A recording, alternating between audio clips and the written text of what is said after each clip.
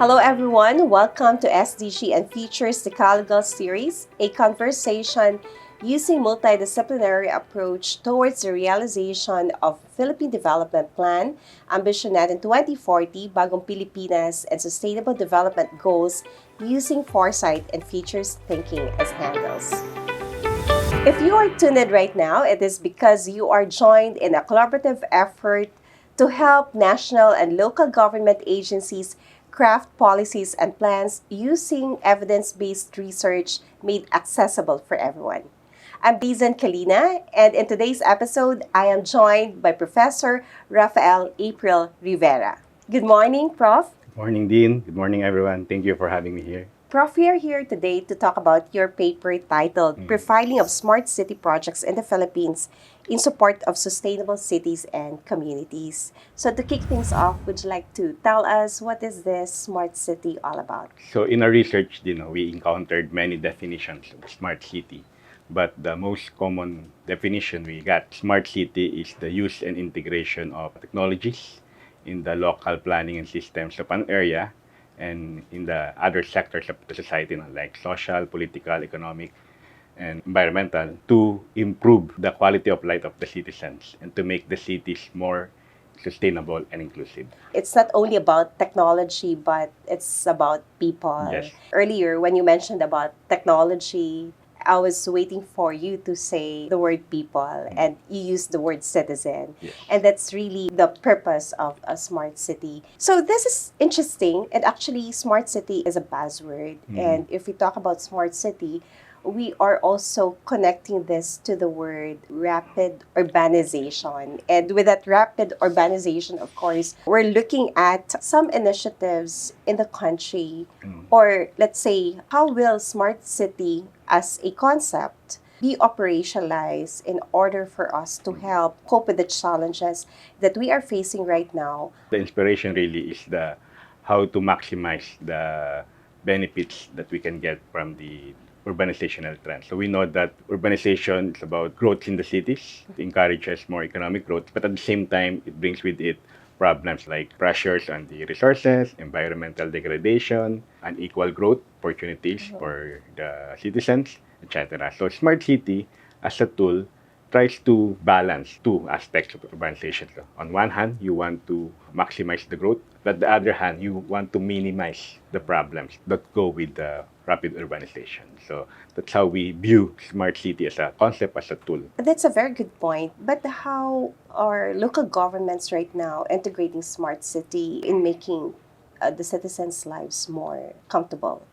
Usually, they will identify specific problems, so let's say traffic, which is a common problem in cities, especially in Metro Manila. And then from that problem identification, they will try to see how to utilize smart city. So very common smart city project right now in the Philippines is upgrading of the traffic system. So they can monitor better the flow of vehicles along the road. They can monitor accidents, and they can react and respond immediately. There are traffic problems. So upon recognition of the problem, what they will do is they will look for a technology that they can utilize, integrate in the systems to enhance the conditions in their area. So, Prof, again, the title of the study is Profiling of Smart City Projects in the Philippines in Support of Sustainable Cities and Communities. And that is Sustainable Development Goal number 11. And how do we relate this to the Philippine Development Plan, particularly on Chapter 12, which is, of course, expanding and upgrading infrastructure, and likewise to the 8.0 agenda of President Marcos, which is on reducing transport and logistical cost? For the PDP 2023-2028, Smart City can contribute to the upgrading of our infrastructure. So of course, we have to address the physical infrastructure, but once we integrate Smart City to our infrastructure, we are also addressing the digital infrastructure. In a sense, we are targeting both sides of infrastructure, physical and digital, with the objective of improving these infrastructure and facilities to support the economic growth and enhancing services for the citizens. As per the 8-point socioeconomic agenda, I think it will directly contribute to reducing transport and logistics costs. So by upgrading the systems and supporting the flow of commodities, and even people, passengers, we can aim or we can contribute to reducing the cost of transport and logistics that our citizens are also experiencing. This will give us a seamless connectivity for Yes. everyone. But of course, knowing that we have different culture and contexts, no, how operationalize smart city in different regions in the country. In the paper, we recognize that there's no one size fits all solution. So that's why we emphasize that when an LGU wants to adapt smart city approach, it needs to look into the specific characteristics of the area. So of course, you have to first identify the problem, and then as you mentioned, you have to the other aspects also, socio-economic, cultural, even Yes. political, so that we can reap the benefits more, no? If the strategy of smart city project tailored fit to the needs of the particular area. But we've been hearing smart city over the last decade, Yes. and cities around the world like Singapore, Amsterdam, those in European countries, well, basically, they really have good practices when it comes to smart cities. But in the Philippines, do we have best practices that we can say that this city is a smart city? Right now, but we have identified 3 pilot smart cities, no, in accordance to the ASEAN framework, and these are Manila, Cebu, and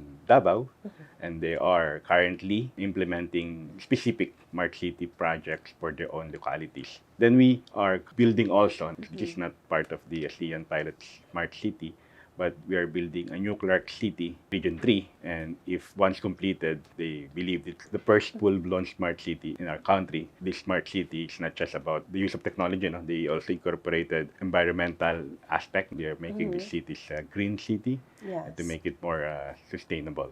For example, in other countries, there are elements, they enumerated elements of being a smart city, and that include, of course, one is technology, people participation, the human resources, among others. There are no best practices really in the country right now, but we are moving towards that direction. And one important thing here, of course, because the focal point of smart city are the citizens. So how will citizens participate in this smart city initiative that we have in the country? Among the best practices outside the Philippines, they give emphasis to citizens' participation. So from the planning all the way to the implementation of smart city projects. And for our local leaders, it's important to engage our citizens as early as possible, because remember, they will be the ultimate beneficiaries of these smart city projects, and they will be also the users. So during consultation stage, they should reach to the highest possible number of citizens right away to get their inputs, what their needs, what their priority, what's their top challenges in their area, and then from that, the local government unit can think of the best solution, the best smart city solution that can address that problem of the citizens. And as they develop it, we should continue to consult the citizens. Again, this is something new to them. And if you don't consult them, you will be forcing them to use something that they are not used to.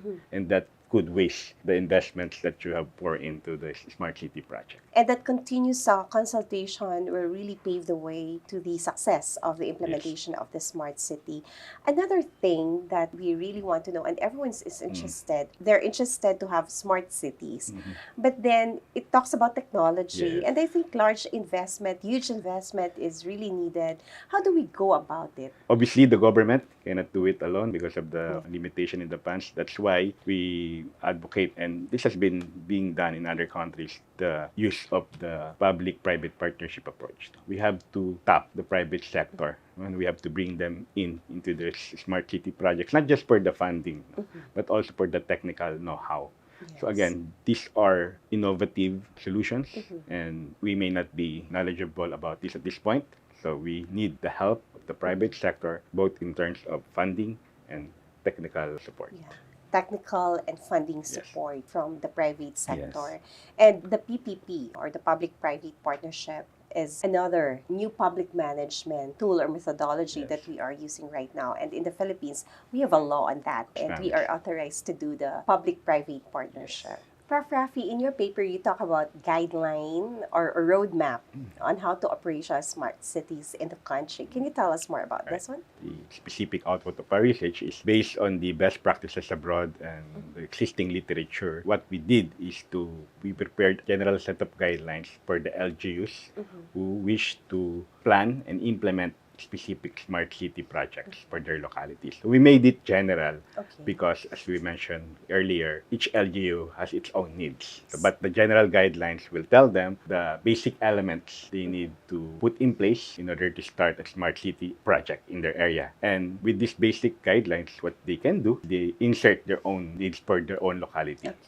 So in that way, we think that an LGU can better plan and implement smart city projects. So it's a sort of pro forma guideline Yes, already, and which is readily available from our end, right? Yes, and we can assist them if these LGUs want to be smart. We included a sample in the paper, Yes. so how to do it. There's a sample matrix, how to accomplish this set of guidelines. Yeah, so there you go. It's so practical for local government units would like to become smart cities. Then you can easily contact us so that we can provide you this specific guide. Prof. Rafi, this is indeed an interesting study. Smart city, as we call it, and that's the buzzword, especially in the 21st century.